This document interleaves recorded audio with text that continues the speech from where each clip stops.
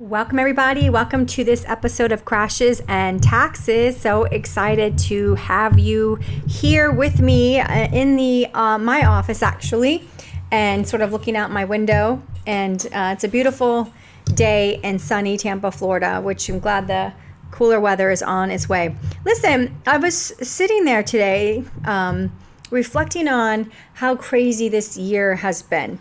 And literally between obviously the virus and in a presidential election year and all of the things that have happened since then, and then literally less than 4 weeks before the actual election, we have the president and a substantial amount of his staff testing positive for coronavirus. The thought to me was like, why didn't this happen before now? Why are we just now getting coronavirus this close to the election? That was a little bit surprising. But it's like, nothing else could surprise me. Ruth Bader dying on the Friday, the beginning of the Jewish New Year, Rosh Hashanah. I mean, that was a shock. Everything has just been a shock. And I guess I should stop being shocked. I guess 2020 is the year of everything that is expectedly happening, and we should start to expect it now. But the markets obviously were upset this past Friday about the diagnosis of President Trump of coronavirus, and it's uncertainty. Markets like certainty, all right? And anytime there's any uncertainty, the market is not going to be a fan. And so obviously this Monday, when we got the word that he would be released, the market was green and stayed green subsequently. We still will see a sea of red come back to fruition before the election. The market's going to get really nervous as we get closer, and we're really close now, being less than 4 weeks out. So we're getting closer, and we should expect more volatility. And I want you to know fully all of the opportunities that you have at your disposal to do things. I talk to people every day in my practice that are under 59 and a half and think that their money is trapped on their work platform. In other words, they're working for a company. They've built up substantial amount in their pre-tax retirement accounts, whether that be the 401k or the Roth 401k. And of course, my preference is always the Roth. And there is no argument that anyone can put forth ever to convince me otherwise. And I can show you all of the math behind all of the things I say. Roth, Roth, Roth, Roth, Roth. Taxes are on sale.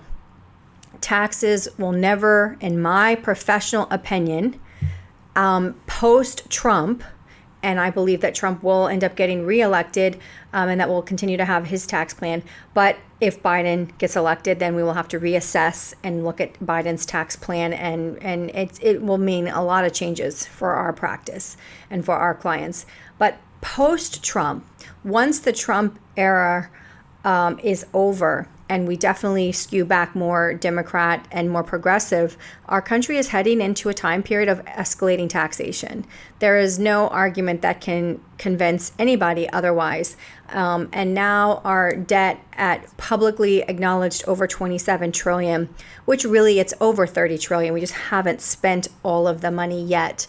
And of course, we know that we need another stimulus package. And of course we do. And of course, we will continue to need another stimulus package. If the American populace thinks that we can stay shut up in our homes, not going to concerts, not going to restaurants, not going to out to eat to bars, not going to movie theaters, Regal Cinema just declaring bankruptcy. What a surprise. They said, and this is how sad this is, they said that what put the nail in the coffin was the delay of the James Bond movie till this coming April 2021. In other words, they would have been able to make it had they just had one blockbuster come out. Why wasn't the movie industry talking with Hollywood to figure out the distribution that would work to keep the movie theaters intact?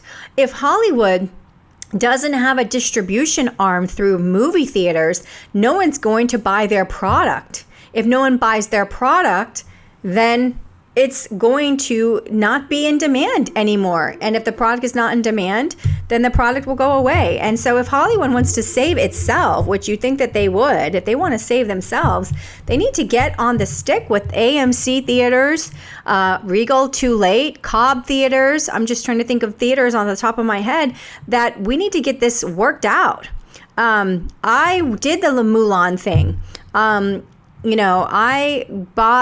relented, and I have younger children, and they wanted to see Mulan, and we were supposed to go in March, if you can believe it. It was supposed to be released in March theatrically in the theaters, and it was obviously postponed. And then Disney made the decision to just run it on the Disney Plus platform, and right now it's $30. So you have to actually I believe that's a rental fee. We paid it. We rented it. I think the movie was worth seeing. There's some political issues there with where they filmed it in China because they have concentration camps. But that aside, we did go ahead and rent it and watch it. And I thought the movie was a good movie. But let me tell you, $30 streaming for people that have Disney Plus, which Disney Plus in and of itself is in its infancy, just came out, in the last 12 months. So Disney Plus is in its infancy. We don't have, the subscriber base that even Netflix has, which has been around since the beginning of streaming and invented streaming, really. You don't have that breadth of populace. So you have to have somebody who's got a Disney Plus subscription and then wants to pay $30. That's a lot less people that then would take their children just to see it at the theater. So you don't have sort of this fully replaceable marketplace just in theaters. So you've got this happening now with all of these industries. What about the airline industry? I've been harping on national, business channels about the airline industry and the desperation of the airlines and the cash burn that they go through monthly with the underutilization of their fleets. That are just tremendous because, these pilots are part of unions and there's a lot of staff things that they just don't get not paid. So, United, very interestingly, said they were going to lay off a lot of their junior pilots. Their senior pilots voted to keep 4,000 junior pilots employed, and that was a vote that was taken by United. So there's a lot of things that are happening, and Nancy Pelosi has talked about carving out the airlines, and they must be carved out. They are going to collapse, and that's the question. How many more industries are on the verge of teetering on the verge? And what is holding them back? What is the problem? The problem is a hodgepodge system of states reopening sporadically and differently. And of course, I understand that the guidelines that came out of phase 1, 2, 3, etc. I understand all that, and that things can be different in different geographic places. But you've got states that have more than met the phase-in guidelines, whose mayors and whose governors are deciding to keep the economy shut down. So that's where it becomes political. It's clearly something that is tied to the election, and as crazy as it sounds, wanting to keep things close, to hurt the economy, to hurt President Trump from getting reelected, which I do think is some of the motivation here political. But yet, what's happening to the industries that are not getting the help that we need? If we stay shut down as we currently are, we have to have more government stimulus. So let me clarify that statement. If we stay shut down as we currently are, and we do not want to go into a recession or a Great Depression, we must have more government stimulus. We cannot indefinitely stimulate forever. We cannot indefinitely save the airline industry. We cannot indefinitely save the theater industry. We cannot save Hollywood. We can't really save anybody, because what makes the market work is the free economy, as people putting out, here's my offering of food, here's my offering of a concert, here's my offering of a movie, and you as a consumer get to decide where you want to spend your dollars. If we do not have that free market exchange happening because the market is shuttered, then until we reopen, we will have to government stimulate the normal economic cycle. And if we're not going to do that, and we can't do that indefinitely, we're going to experience some kind of recession. So we are less than a month away now from the next election of the President of the United States, for beginning in 2021, January 2021, and then for the next 4 years. And we need to get this economy going again and growing again. And we need really great economic tax policy to help aid in the recovery of this economy. And it's going to be a lot of work. And there's going to be a lot of industries, like I'm mentioning, I've mentioned Regal Theaters at the top, just filed for bankruptcy protection because it won't work. It won't work. And they came out and pinned their filing on the delay of the James Bond blockbuster until next April 2021. It was supposed to come out this April. Now it's not coming out. They thought that was going to come out this fall before the end of the year, and now it's now been delayed even again. So it's sad. I mean, I literally, you laugh at me maybe, probably, but this is how I've been since I was a little girl. When a business closes, I get so upset and I like cry over seeing a business boarded up, hearing of a corporate business that was successful, that was making it now shuttered because of this virus and the implications. And we've just got to understand, we have two choices. We've got to either get our economy going again, or we have to figure out how we're going to get back to some level of normalcy, because government stimulus can only last so long, especially when your debt is already $27 trillion publicly acknowledged. And this is the decade where the baby boomers are retiring. And I've done many podcasts already about the retirement of the baby boomers and what that brings. So understand that you have a couple of options if you're under 59 and a half. First of all, the CARES Act gives you the ability, the CARES Act that was signed earlier this year, the first stimulus package sort of on the brink of shutting down from coronavirus. The CARES Act allows every individual and up to 100,000. So it's up to 100. You don't have to take 100, but you can do up to $100,000 of a distribution from your qualified retirement plan, whether that's a 401k, an IRA, a TSP, a simple, a SEP, a 403b, a 457, whatever qualified ERISA governed retirement plan you have. The CARES Act allows you up to $100,000. I'm not giving everybody blanket advice to go out. I don't know your personal circumstance. If you're not a client, I certainly wouldn't be able to advise you. But what I'm telling you is that $100,000 if you've been impacted by coronavirus. Initially, the guidelines were a little more defined. It was if you've had, reduction in your earnings, or if you were carrying somebody in your family that had coronavirus. They're a little bit broader and more generalized now if you've been impacted by coronavirus, but you need to look at that yourself. But those are the people that can take it. And the CARES Act distribution is not taxable this year in 2020. The tax is not going to be due until 2021. And then you have 3 years, 2021, 22, and 2023 to actually pay that tax. So it gives you opportunity to take out that money on a captive plan. So if you have a work plan and you're under 59 and a half, if you took a distribution before 59 and a half, not only would you pay the penalty of 10%, but you would also have to pay the tax. The CARES Act waives any pre-59 and a half penalties and allows you to take the money out and then not pay the tax at all until next year, and then have 3 years to pay it. So you can see there's a lot of flexibility.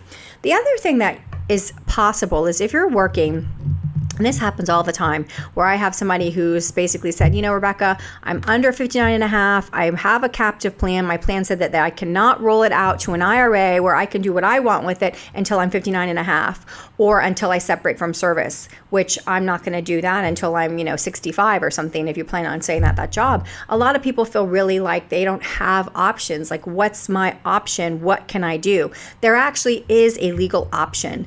And so I would encourage you, if you're listening to our podcast and you know that if you could get access to your 401k and roll it to an IRA, you'd have all these other things you could do with it that you would be interested in doing, then, contact our practice and we'll let you know if there is a legal way to go ahead and get your money rolled out to an IRA, even though you're at work and you remain at work in service with a captive plan. There are some things that can be done legally to help you get those funds, but I can't give blanket advice that it can work for everybody. So just call us and we'll see if you qualify for those exceptions.